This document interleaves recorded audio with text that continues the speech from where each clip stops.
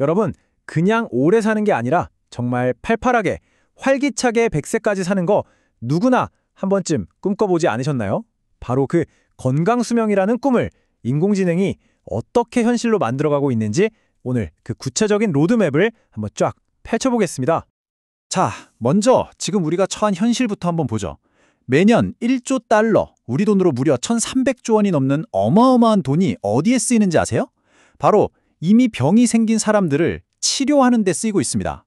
이건 뭐 단순히 돈이 많이 든다는 차원의 문제가 아니에요. 우리 삶의 질과 직결된 문제거든요. 병이 터지고 나서야 허겁지겁 대응하는 지금 방식으로는 더는 안 된다는 아주 명확한 신호인 셈이죠. 그래서 지금 의료계에 정말 거대한 패러다임 전환이 일어나고 있는 겁니다. 아픈 곳을 고치는 치료 중심에서 아예 아프지 않도록 미리미리 건강을 설계하는 예방 중심으로 그 무게추가 완전히 옮겨가고 있는 거죠. 그리고 이 거대한 변화를 이끄는 아주 특별한 촉매제가 등장했습니다. 네, 바로 인공지능입니다.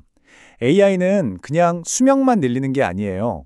우리가 정말 건강하게 활동할 수 있는 기간, 이 건강 수명을 늘려주는 이른바 정밀 장수학이라는 새로운 시대의 문을 여는 핵심 열쇠인 거죠. 자, 오늘 우리가 함께 떠나볼 여정은 이렇습니다. 먼저 AI가 어떻게 100세 건강의 시작을 알리는지, 그리고 AI의 눈으로 우리 몸을 어떻게 들여다보는지, 또 나의 진짜 나이, 생체 나이는 뭔지 알아볼 거고요. 이걸 바탕으로 어떻게 100세 맞춤 건강 비법이 나오는지, 마지막으로 이런 AI 헬스케어의 그림자는 없는지까지 차근차근 짚어보겠습니다. 자, 첫 번째 이야기입니다. AI의 가장 큰 힘이 뭐냐고 물으신다면 단연코 방대한 데이터를 분석하는 능력이에요. 한번 생각해보세요. 수백만 명의 의료 기록, 내 유전자 정보, 심지어는 제가 어제 뭘 먹고 얼마나 잤는지 같은 생활 습관 데이터까지 이걸 전부 다 종합적으로 분석하는 겁니다. 덕분에 병이 생기기도 전에 이거 좀 위험한데? 하는 신호를 먼저 딱 잡아내서 나한테 꼭 맞는 최적의 건강 전략을 세울 수 있게 되는 거죠. 그럼 이제 AI가 실제로 우리 몸을 어떻게 들여다보는지 그 구체적인 방법을 한번 살펴볼까요? 이게 바로 AI가 의사들한테 진단의 초능력을 주는 첫 번째 단계라고 할 수 있습니다. 궁금하시죠?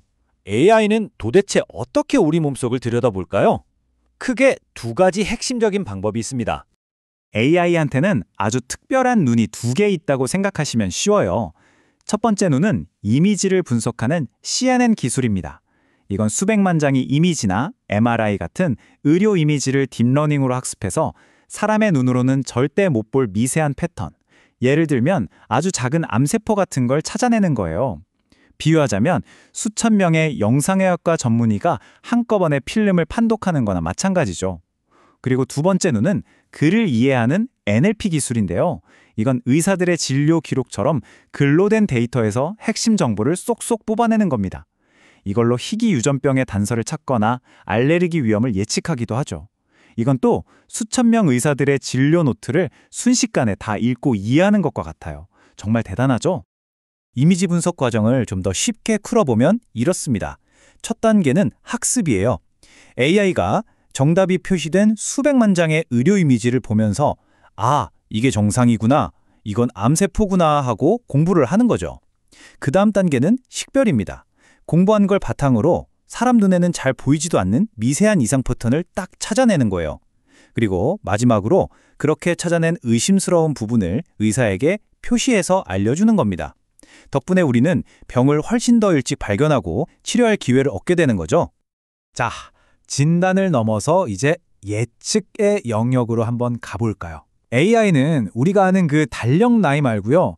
우리 건강 상태를 훨씬 더 정확하게 보여주는 지표를 계산해냅니다.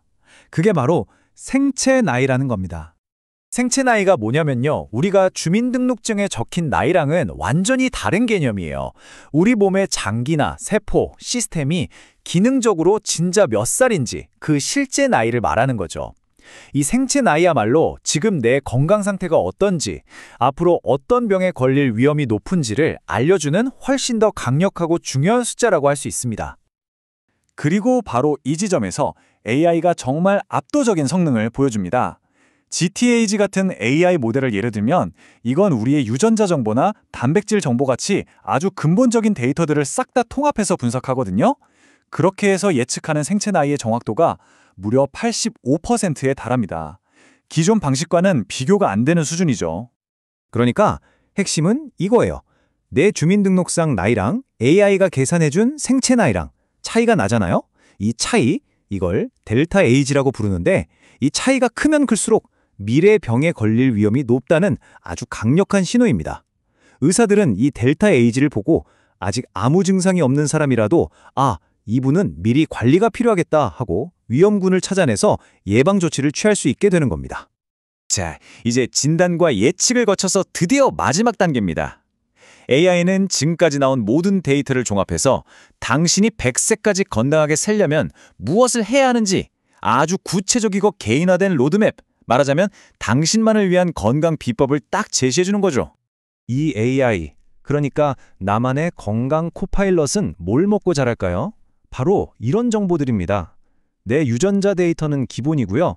병원에서 받은 혈액 검사 결과, 스마트워치로 실시간으로 측정되는 내 생활 습관 데이터, 여기에 더해서 나와 생물학적으로 비슷한 수백만 명의 임상 데이터까지, 이 모든 게 AI 중재 엔진의 귀한 재료가 되는 겁니다. 이 모든 재료를 가지고 AI가 최종적으로 만들어내는 결과물이 뭔지 아세요? 바로 당신에 대한 책입니다. 정말 멋진 비유죠? 복잡하기 짝이 없는 데이터 분석 결과를 누구나 쉽게 이해하고 바로 실천할 수 있는 명확한 계획으로 번역해주는 거예요. 세상에 딱 한 권뿐인 오직 나만을 위한 건강 지침서가 생기는 거죠. 한번 상상해보세요. 당신은 유전적으로 비타민 D 흡수율이 낮으니까 아침 햇볕을 쬐고 연어 같은 음식을 드세요. 라거나 수면 데이터를 보니 깊은 잠이 부족하시네요. 저녁 9시 이후에는 스마트폰을 멀리 하시는 게 좋겠습니다. 처럼 정말 내 생활에 바로 적용할 수 있는 구체적인 조언들이 담긴 책을 갖게 되는 겁니다. 물론 이렇게 장밋빛 미래로 가는 길이 마냥 순탄하기만 한 건 아닙니다. 우리가 이 기술을 제대로 쓰려면 반드시 함께 풀고 넘어가야 할 몇 가지 중요한 숙제들이 남아있거든요. 여기서 우리가 꼭 짚고 넘어가야 할 윤리적인 문제들이 크게 세 가지가 있습니다. 첫째는 투명성이에요. AI가 내린 결정을 우리가 과연 믿을 수 있느냐 하는 문제죠. 둘째는 공정성. 이 좋은 기술의 혜택이 과연 모두에게 공평하게 돌아갈 수 있을까 하는 점이고요. 마지막으로 책임의 문제입니다. 만약에 AI가 실수를 하면 그 책임은 도대체 누가 져야 할까요? 특히 블랙박스 문제가 아주 심각합니다. 이게 뭐냐면 AI가 어떤 판단을 내렸는데 왜 그렇게 생각했어? 라고 물어보면 대답을 못하는 거예요. 그 이유를 우리도 모르는 거죠. 한번 생각해 보세요. 내 생명이 달린 문제인데 의사도 환자도 왜 그런 진단이 나왔는지 전혀 알 수가 없다면 그 결과를 선뜻 믿고 따르기가 정말 어렵지 않겠어요? 그래서 개발자들이 열심히 연구해서 내놓은 해법이 바로 설명 가능 AI, 영어로는 XAI라고 합니다. 이건 AI가 그냥 정답은 이거야 하고 던져주는 게 아니라 내가 왜 그렇게 판단했냐면 하고 그 과정과 근거를 아주 친절하게 설명해주는 기술이에요. 예를 들어 AI가 뇌졸중 위험이 높습니다 라고 진단했다면 이 뇌 영상에 바로 이 부분에서 이런 이상 신호를 발견했기 때문입니다 하고 시각적으로 딱 보여주는 거죠. 그러면 의사는 그 근거를 직접 확인하고 AI의 판단이 타당하구나 하고 검증한 뒤에 최종 결정을 내릴 수 있으니 훨씬 더 신뢰할 수 있게 됩니다. 그리고 또 하나, 데이터의 공정성 문제도 절대 간과해서는 안 됩니다. 만약에 AI가 특정 인종이나 성별, 특정 지역 사람들의 데이터만 집중적으로 학습했다면 어떻게 될까요? 당연히 그 데이터에 포함되지 않은 다른 사람들에게는 정확도가 뚝 떨어질 수밖에 없겠죠. 이 좋은 기술이 자칫 잘못하면 기존의 건강 불평등을 해소하는 게 아니라 오히려 그 격차를 더 벌이는 결과를 낳을 수도 있다는 점. 이건 우리가 기술을 개발하고 적용하는 모든 과정에서 반드시 기억해야 할 중요한 문제입니다. 자, AI는 우리에게 100세 건강 수명이라는 정말 놀랍고도 멋진 미래를 약속하고 있습니다. 기술의 발전 속도는 우리가 상상하는 것보다 훨씬 빠르고요. 이제 정말 중요한 건 우리에게 달려 있습니다. 이 강력한 도구를 우리가 어떻게 하면 더 현명하게 그리고 특정 소수가 아닌 모두를 위해 사용할 수 있을지 함께 지혜를 모아야 할 때인 거죠. 이 엄청난 잠재력 앞에서 여러분은 어떤 미래를 그리고 계신가요?